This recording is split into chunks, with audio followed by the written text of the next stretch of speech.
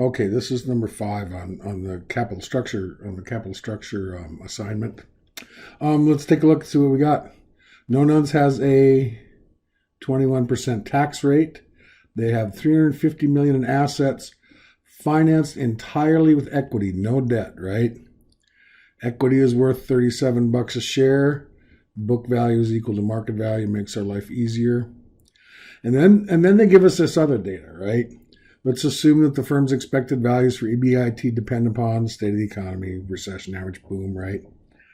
Here's what's going to happen, and you'll see this by the time we're done, is that none of this matters. We don't care about any of that. We don't care about any of that. We don't care about any of that. Okay. Firm is considering switching to a 20% debt capital structure, determined it would have to pay 8% yield on perpetual debt in either event, right? What is the break-even level of EBIT? Okay. We're gonna do this using earnings per share because that's what's gonna allow us to calculate this break-even level. So what we do is we set earnings per share at the 20% debt level equal earnings per share all equity. Right? So this is what we're going to end up doing. Okay. Now I'm going to do a couple other calculations. We got to get the number of shares because remember, EPS is what? Net income over number of shares, right? That's the short story of earnings per share, right? I'll make room so we can get rid of that, but we're going to look at earnings per share. We got to figure out number of shares. So under the 20% debt scenario, right? Under the 20% debt scenario, we have 350 million in assets, so it's all equity financed, right? And we're going to take that times 80% because we're going to sell 20% as debt, right? And we're going to divide that by the $37 per share. So that means that we have shares of 7,567,567.57, right? Okay. And then we're going to calculate how many shares there are right now, right? All equity, which is just what? 350 million divided by $37. And I get 9,459,459.46. So this is the what? Number of shares, right? This is number of shares. 7 million, 7 point something million is the number of shares under the 20% debt. If we're all equity, we have that many shares, right? Now we're going to go back and put some numbers to this, right? One more calculation I'm going to do. We're going to figure out the interest, right? So we know that we have $350 million in total financing needs. If we do 20% of that in debt, right? And we have to pay 8% on it. That means that my interest is, this is the interest per year, right? Interest per year. Remember our tax rate's what? 21%. We're going to use that in a minute.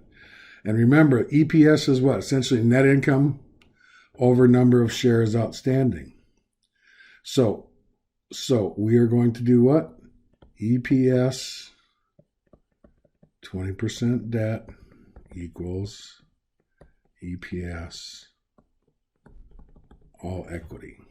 Okay. So EPS under the 20% debt is what? Earnings before interest and taxes minus the interest of 5,600,000, right? And then we're going to take that times 1 minus the tax rate because we get some tax benefit from having that debt all over 7,560,567.57 shares, right? And we are going to set that equal to EPS all equity, which is just what? EBIT times 1 minus the tax rate, all over 9,459,459.46. So we're going to set those equal to each other. So what we're doing, right? We're starting over again here. We're setting these equal to each other, and we're solving for EBIT, right?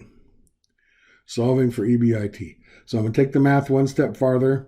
I'm going to take 0.79, right, times EBIT and times this.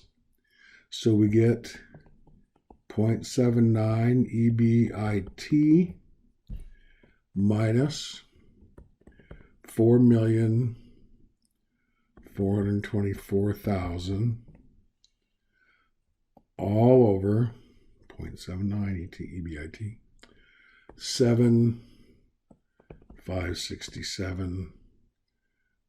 567.57. Okay, and here we take we got what? We got 0.79 EBIT all over 9,459,459.46. So we're going to cross multiply and divide. We're going to take this number, multiply it up by here, right?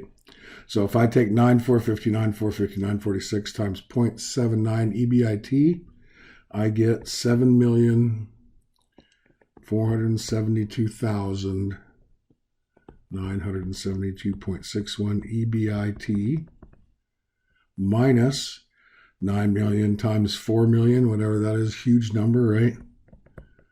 41,848, 648, 648, 648, 60 equals. Now I'm going to take and multiply these two, right?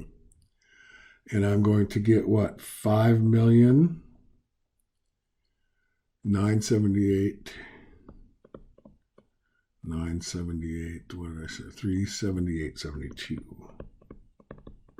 Okay. EBIT. All right. Cheated myself on room there a little bit. I'll fix that. EBIT. Okay. So now I'm going to subtract that 5.9 million from both sides.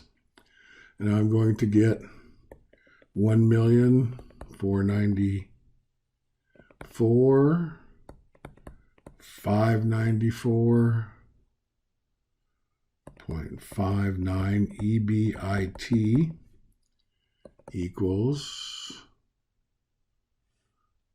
this big giant number, 41,848,648, 48,648,60, right? And then I divide both sides by 1,494,549, whatever it is, right? And we're going to come to EBIT of 28 million bucks, right? So that's the point where the earnings per share is going to be equal, right? When we have EBIT of 28 million. So that's the answer, right? That's how you get to the answer to the question. What you'll notice is if we look up here, right, and we look at this, even in a boom, we're not going to get that many dollars in EBIT. So we should not do this switching of 20% capital structure, right? Because we're going to make less money. I hope this makes sense. It was a lot of huge numbers and goofy math, but that's the process, right? That's the process. It works us out to get that, what, $28 million in EBIT.